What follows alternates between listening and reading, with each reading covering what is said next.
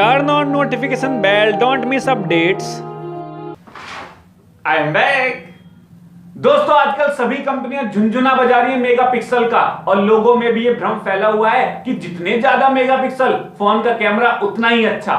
इस बात का सच ये है कि ये झूठ है, और सबूत ये है कि दो समान फोन में समान मेगापिक्सल का कैमरा होते हुए भी उनकी इमेज क्वालिटी बिल्कुल अलग आती है। एक की बहुत अच्छी आ रही है, एक की बहुत बेकार आ रही है। रीजन क्योंकि कैमरे में और बहुत सारी चीजें होती हैं, पूरा कैमरे का मॉड्यूल होता है, और चीजें भी डिपेंड करती हैं कि फोन का कैमरा कैसा है, उससे इमेज अच्छी आएगी या बुरी।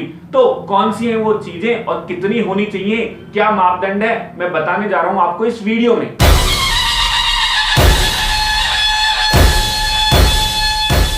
सबसे पहले तो इस मेगापिक्सल को ही समझ लेते हैं। मेगापिक्सल को समझने के लिए आपको पिक्सल को समझना होगा। जब आप अपने फोन में किसी इमेज को जूम करते हैं तो छोटे छोटे डॉट दिखाई देते हैं रंग बिरंगे, उन्हें ही हम पिक्सल कहते हैं। और ऐसे 10 लाख पिक्सल से मिलकर 1 मेगापिक्सल बना होता है।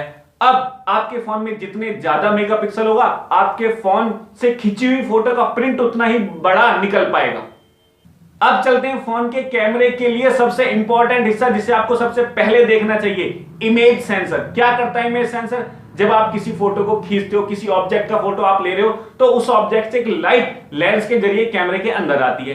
तो इमेज सेंसर उस लाइट को रिकॉर्ड करके ट्रांसलेट करने का काम करता है। जितनी लाइट अंदर आएगी उतनी ही अच्छी इमेज आपकी बनेगी, और ज्यादा लाइट लेने के लिए जो सेंसर है वो भी बड़ा होना चाहिए और अच्छा होना चाहिए। तो अगर आप सेंसर देखना चाहते हो तो आजकल स्मार्टफोन में सीमोस का और BSI का सेंसर आ रहा है। तो BSI के सेंसर्स को सीमोस से ज्यादा अच्छा माना जाता है। तो आप स्मार्टफोन में देख लो कि किस कंपनी का आपको सेंसर मिल रहा है। और सेंसर का साइज भी मैटर करता है, जितना ज्यादा बड़ा हो उतना अच्छा होगा, ताकि ज्यादा से ज्यादा लाइट वो रिकॉर्ड कर सके। ये ऐसे करके आता है 1/2.3, 1/2.6 और 1/3। ज्यादा बड़ा मापने के लिए आपको नीचे वाली डिजिट देखनी होगी, वो जितनी कम हो इसका मतलब आपके सेंसर का साइज उतना ही बड़ा है। यानी कहने का मतलब ये है कि 1/2.6 से ज्यादा अच्छा है 1/2.3।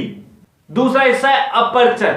ये क्या होता है? ये फोन के कैमरे की ओपनिंग साइड के बारे में बताता है, वह छेद जहां से सारी लाइट अंदर आती है। इसे हम अपर्चर कहते हैं। ये ऐसे करके आता है f1.8, f2.0, f2.2। तो इसे मापने के लिए जो सबसे छोटा होगा वो कई गुना बेहतर होता है। यानी यहां पे कहने का मतलब ये है कि f2.2 से बहुत बेहतर है f1.8। तो आपको देखना होगा कि आपके फोन के कैमरे में कौन सा अपर्चर है।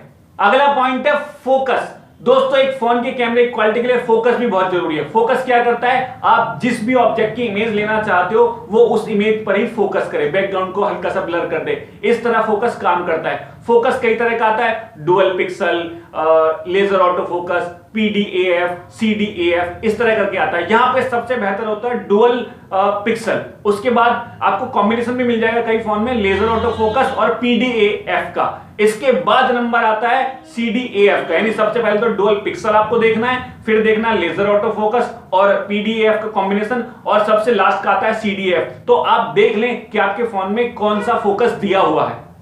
LED flash. दोस्तों LED फ्लैश लो लाइट में अच्छी तस्वीर लेने के काम आती है। ये 3 तरह की आती है, सिंगल LED, डुअल LED और डुअल टोन LED फ्लैश।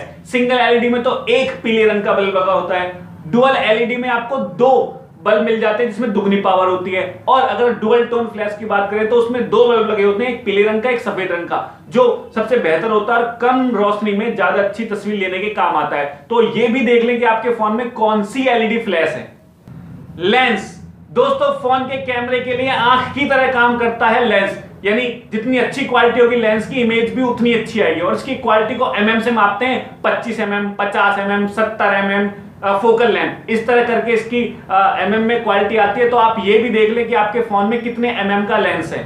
अंतिम है OIS, ऑप्टिकल इमेज स्टेबलाइजेशन। ये क्या है? दोस्तों ये इस काम आता है कि यदि आप किसी की पिक ले रहे हो और वो हिल गया, तो हिलने के बावजूद भी उसकी पिक सही आएगी। नॉर्मली जब हम फोटो खींचते हैं तो कोई हिल जाता है या हमारा हाथ हिल जाता है तो पिक सही नहीं आती ना। तो ये फीचर इस बात में मदद करता है कि हिलने के बावजूद भी ऑब्जेक्ट की पिक बिल्कुल सही आए।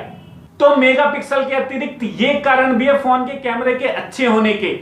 मैं उम्मीद करूंगा कि आप मेगापिक्सल के भ्रम से बाहर आ गए होंगे और ये जान गए होंगे कि फोन के कैमरे के अच्छे होने का क्या मतलब है। यदि वीडियो अच्छी लगी हो तो लाइक और शेयर कर देना, और मेरे नए मेहमानों से रिक्वेस्ट है कि हो सके तो सब्सक्राइब करके जाना। दोस्तों, कहते हैं जर्मनी में गाली देने पर जेल हो जाती है। अगर भारत में ये नियम लागू हो गया ना, तो हमारे हरियाणवी भाई तो जमानत करवाने में ही लगे रहेंगे।